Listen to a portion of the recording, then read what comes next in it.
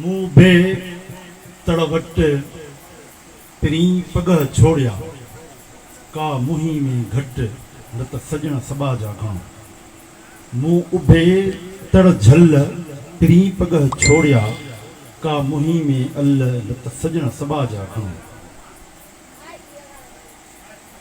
दरगाह साईं ललन साईं जा गादी नशीन साईं बिस्मिल्लाह साईं, साईं मीरा साईं, सिंध अदबी संगत जा मरकज़ी अॻवान सेक्रेटरी जनरल ऐं खाहोड़ी किरदार साईं फ़कीर परेल साईं, साईं प्रोफेसर सरवर साहिब साईं, रऊफ़ पारस तायो साहब, उस्ताद अब्दुल गफ़ूर सुमरो साहब ऐं ॿी सॼी संगत खे हक़ मौजूदु।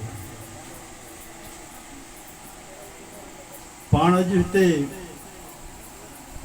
घोटकी ऐं पनवाकल जे विच ते हिकिड़ी सूफ़ी दरगाह ते मौजूदु आहियूं। उहा सूफ़ी दरगाह सूफ़ी फ़िक्र जी वारिस दरगाह आहे, जंहिं दरगाह जे मुर्शिद साईं लालन साईं जे कलाम, उनजी शाइरी, उनजी किताब जी अॼु महूरत जी तक़रीब थी गुज़री आहे, जंहिंमें पाण वेठा आहियूं। बल्कि तक़रीब हले पई, तक़रीब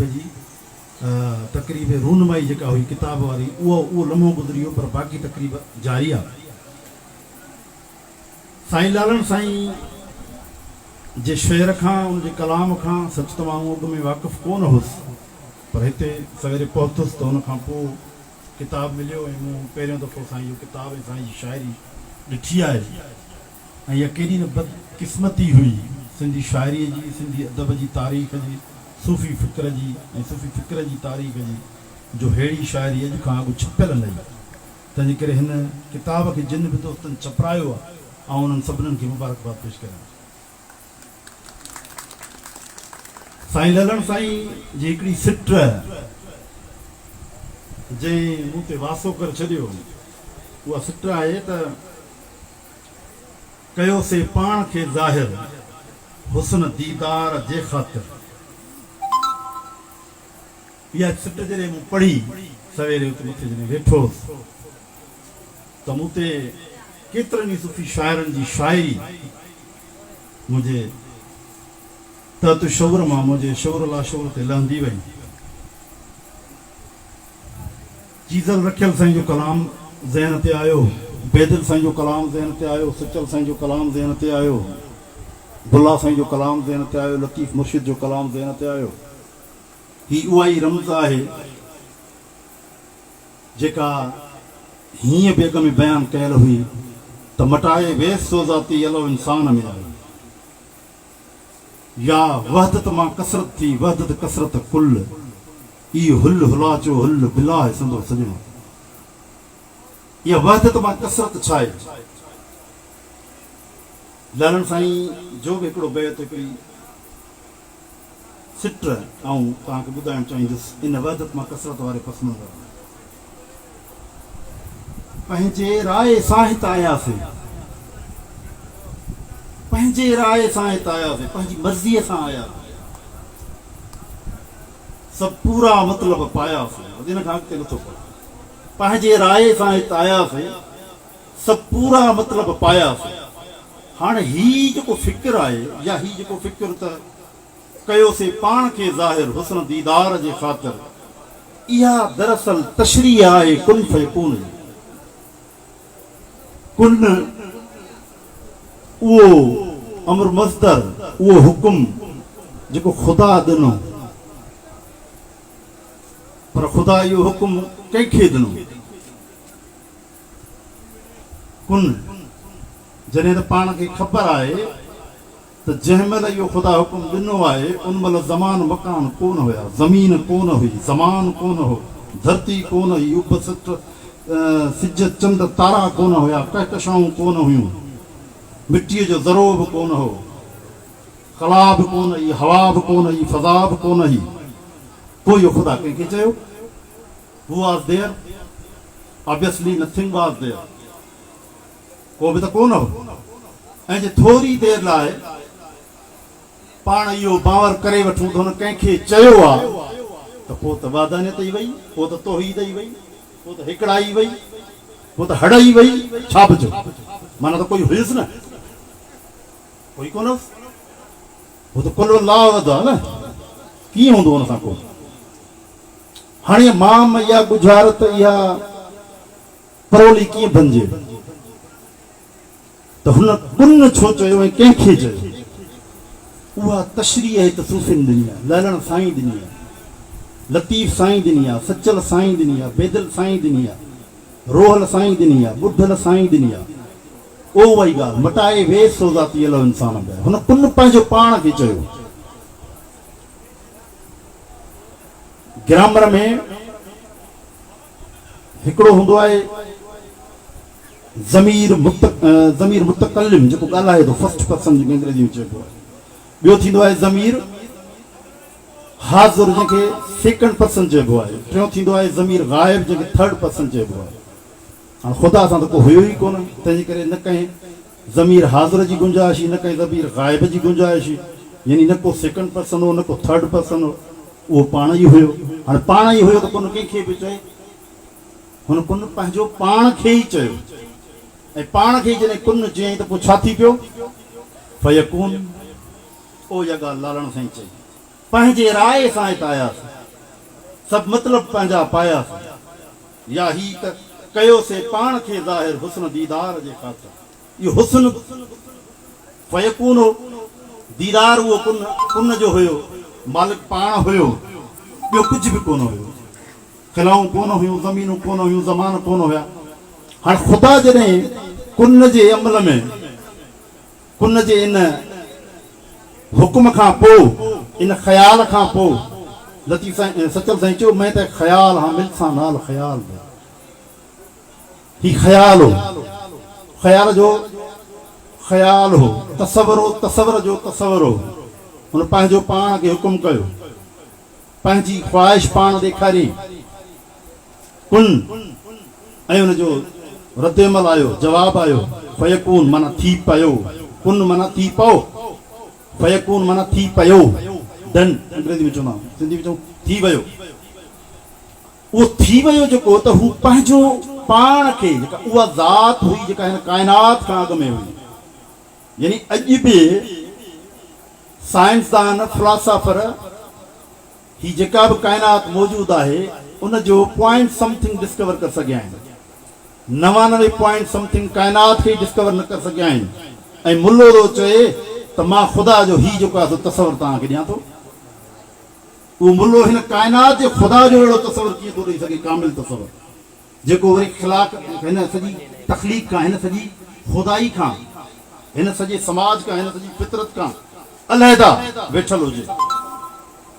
तंहिंजे करे ही जेको फ़िक्र फ़लसफ़ो हुयो कुन फयकून जो, इनखे वहदतुल वजूदी फ़िक्र चइबो आहे। इहो इब्न अरबीअ खां आयो हो असां वटि, वेझी तारीख़ में, इस्लाम खां पोइ। शेख मुहिद्दीन इब्न अरबी इन फ़िक्र जो बानी हो, ऐं इहो फ़िक्र वहदतुल शऊदी फ़िक्र जे ज़िद में आयो। वहदतुल शऊदी फ़िक्र जेको हुयो मुजद्दिद अल सानी ॾिनो हो, जंहिंजो मक़सदु इहो हो जेको सभिनी मज़हबनि जी जेका बुनियादी थीम आहे, जेको बुनियादी जोहर आहे, यानी इबादत जी जेका जस्टिफिकेशन आहे सभिनी जी, उहो सनातन धर्म हुजे, उहो ईसाइत हुजे, उहो इस्लाम हुजे, उहो बुद्ध मत हुजे, उहो दुनिया जो कहिड़ो बि मज़हब हुजे, पारसी मत हुजे, जेतिरा बि दुनिया जा मज़हब आहिनि, उन्हनि सभिनीनि जी जेका थीम आहे उहा इहा ई आहे, वहदतुल शऊदी, त ख़ुदा ख़ालिक जी हिसियत में काइनात खां अलॻि आहे। पर वाहिद सूफ़ी आहिनि, वाहिद वजूदी फ़िक्र आहे, वाहिद इब्न अरबी जो फ़िक्र आहे, जेको चए थो त ख़ुदा पाण काइनात में तहलील आहे।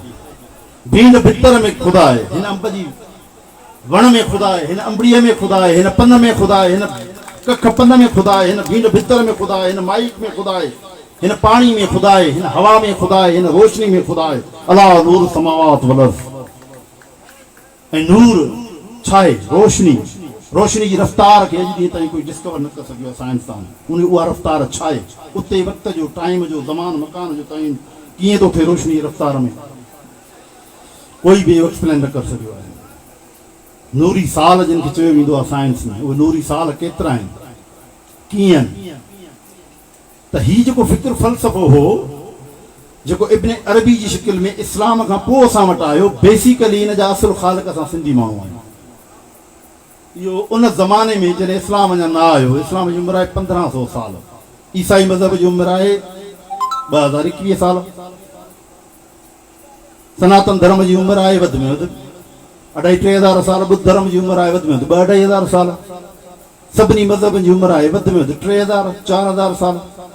एंथ्रोपोलॉजी ऐं आर्कियोलॉजी ॿुधाए थी त वधि में वधि मज़हबनि जी जेका यानी इब्तिदाई जेके मज़हब हुया इंसानी, उन्हनि जी उमिरि बि वधि में वधि छिके त हाणे 3000 साल, पर इंसानी समाज लखां सालनि खां मौजूदु आहे, काइनात अरबां सालनि खां मौजूदु आहे। हीउ रुगो पंहिंजो कारूं जो जबल चवनि था त 1 अरब साल खां मौजूदु आहे, थर वारो। हीअ असांजी रोड़ीअ जी जेका पट्टी आहे, अरोड़ वारी जाबलू पट्टी, इहा करोड़ां सालनि जी आहे। हिकु इहो नेह जबल जहिड़ो हिकु पहाड़ जेको आहे इहो अरबां सालनि जी उमिरि थो रखे। हाणे काइनात ते केरु पहुचे ऐं हुन काइनात जे ख़ालिक जी असां तस्वीर कीअं मुतयन था कयूं, उनखे असां कीअं माण्हूअ जहिड़ो रूप था ॾेई सघूं, ॾिसे थो, ॿुधे थो, कावड़िजे थो, परचे थो, ऐं असांजे जेको आहे सो पाचे ताईं इन भेॾीअ ताईं पाचे करण ते असां राज़ी थिए थो, रोज़े रखण ते राज़ी थिए थो, नमाज़ पढ़ण ते राज़ी थिए थो। ही कहिड़ा कॉन्सेप्ट आहिनि? ही त कंहिं अहिड़े वजूद जा कॉन्सेप्ट आहिनि जेके इंसान पाण जहिड़ो को मुक़दस को तसवर ॾेई छॾियो आहे त हू को असां जहिड़ो को मुक़दस ऐं असां जहिड़ो ई को वॾो को वजूद आहे, यानी हुनखे इंसानी खूबियूं ॾिनियूं वयूं आहिनि। हालांकि ख़ुदा त बेमिसल आहे न, उनजो मिसल माण्हूअ जहिड़ो जानदार जहिड़ो थी कीअं थो सघे? कंहिं बि जानदार जहिड़ो नथो थी सघे। तंहिंजे करे ही फिलॉसफी जेका आहे उनखे सूफ़ी फ़िक्र खां सवाइ सम्झणु ॾुखियो आहे। ऐं सूफ़ी फ़िक्र ही उहो ई सूफ़ी फ़िक्र आहे जेको जंहिं इंसानी समाजनि जे अंदरि सभिनी नफ़रतुनि खे, झेड़नि खे, फ़सादनि खे रोकियो। तव्हांखे ख़बर हूंदी, तव्हां तारीख़ जेकॾहिं पढ़ी आहे या पढ़ो, ऐं एंथ्रोपोलॉजी, आर्कियोलॉजी ऐं सोशोलॉजी जो जेकॾहिं मुतालियो कयो त इंसानी तारीख़ में जेतिरो क़तलाम मज़हबनि जे नाम में थियो आहे एतिरो क़तलाम कॾहिं थियो ई न। ऐं उहे मज़हब सभु मज़हब उन में इन्वॉल्व आहिनि, टोटली मज़हब।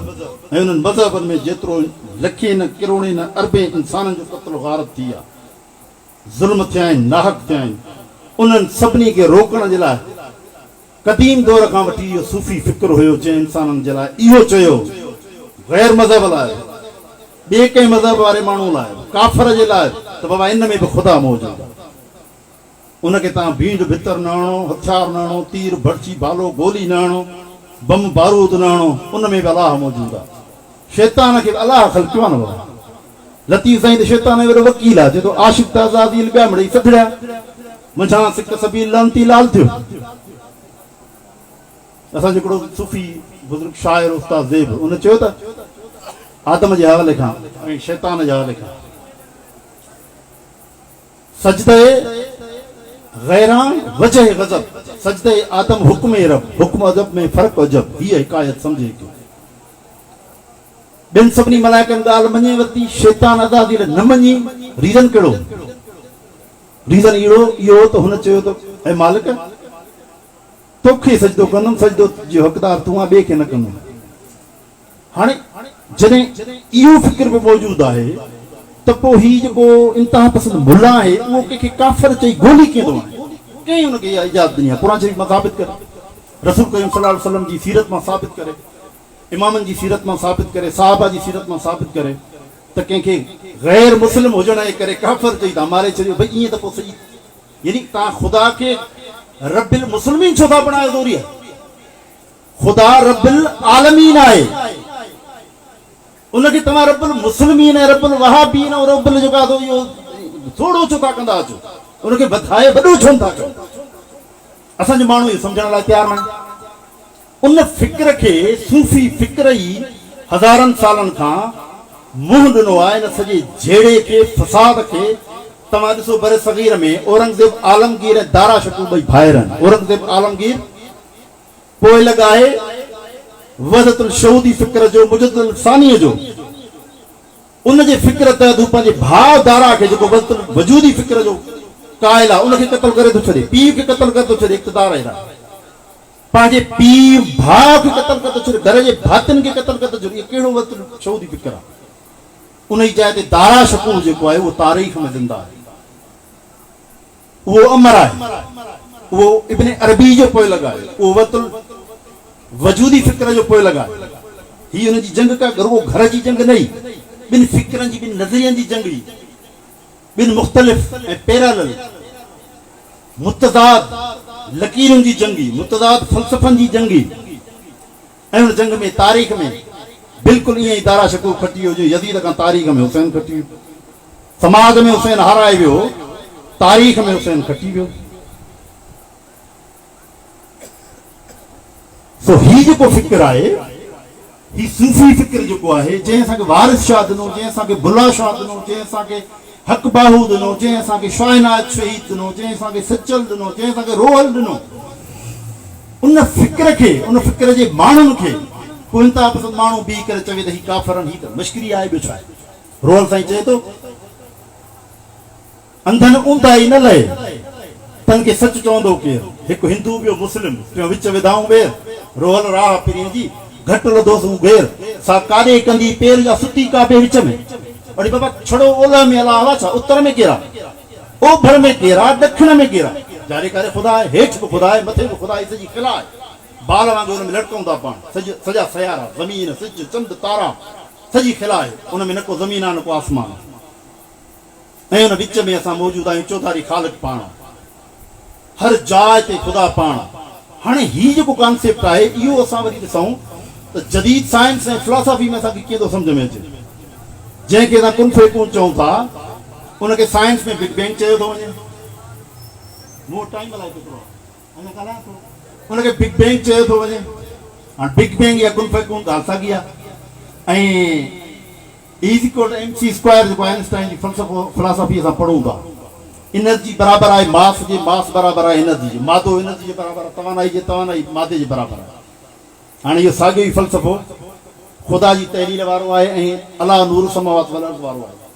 तंहिंजे करे मां अक्सर चवंदो आहियां, तसव्वुफ़ असांजो हाल आहे, उहो उबूरी पुल आहे, ट्रांज़िशनल फेज़ आहे, सूफ़ीज़म मज़हब ऐं वदतुल शहूदी मज़हब उहो असांजो माज़ी आहे, ऐं साइंस असांजो मुस्तक़बिल आहे।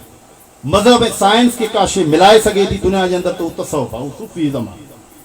ऐं इन सूफ़ीज़म सां ई दुनिया जे अंदरि हेड़नि ख़ितनि जे अंदरि जिथे मज़हबी इंतिहा पसंदी, शिदत पसंदी सां माण्हुनि खे क़त्ल कयो वञे, इमाम बारगाहनि में बम उछलाया वञनि, ऐं मुख़्तलिफ़ फ़िक़्र जे माण्हुनि जे, ख़ुदि मुस्लमाननि जी मस्जिदुनि में बम उछलाया वञनि, हितां लाशा खया वञनि, यानी रूह वञी हुते इबादतूं कनि, ऐं उनजा घर भाती हुतां लाश खणी अचनि पंहिंजनि जा, ऐं पंहिंजा ई मुस्लमान ते बम उछलाइनि, ऐं उहे हुन ते फ़तवा हुजनि त ही काफ़िर आहिनि। हीअ त ज़ुल्म जी इंतिहा।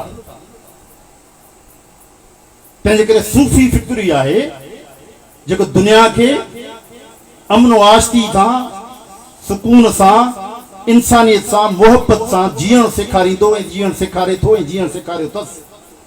तव्हां भगत कबीर खां वठी ॾिसो, सूफ़ियुनि जो सिलसिलो, रूमी ॾिसो, सती ॾिसो, लतीफ़ साईं ॾिसो, सचल साईं ॾिसो, शाहनाज झोक वारो मुर्शिद ॾिसो, बुला शाह ॾिसो, हक़बाहू ॾिसो, वारिस शाह ॾिसो, ही सभु माण्हू छा हुया?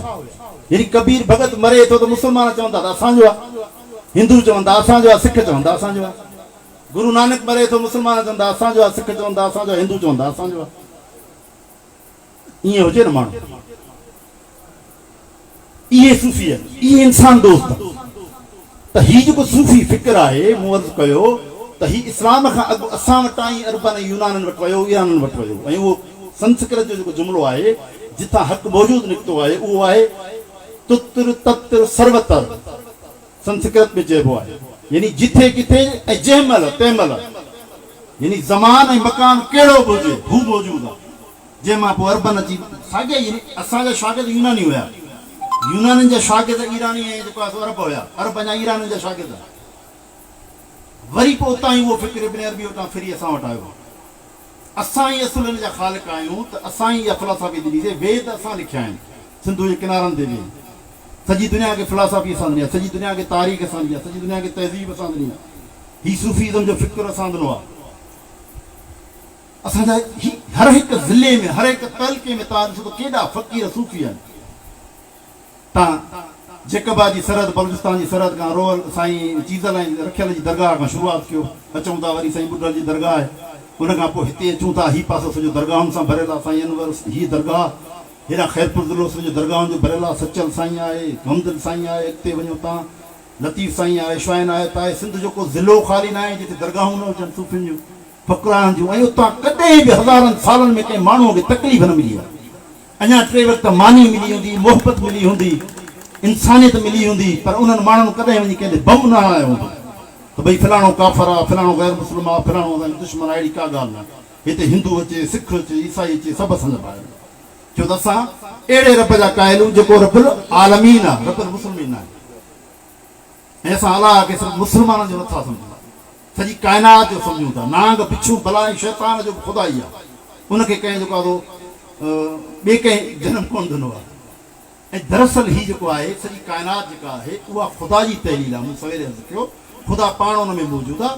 हाणे उनखे सम्झणो आहे। ऐं हीउ जेको पूरी फेज़ आहे असांजो बॉडी, ह्यूमन बॉडी आहे जेका मुख़्तसिर जेका आर्ज़ी ज़िंदगी आहे, 50, 60, 70, 80 साल मरी वेंदा, उन में असांखे रोल प्ले करिणो आहे। पहिरीं इंसान सां मोहबत सिखणी आहे, पोइ पंहिंजी धरती ऐं तारीख़ ऐं तहज़ीब जो फ़िक्र रखिणो आहे, उनजी वारसी करणी आहे, उनजो उनजो तहफ़ुज़ करिणो आहे, पंहिंजी तहज़ीब ऐं तारीख़ जो।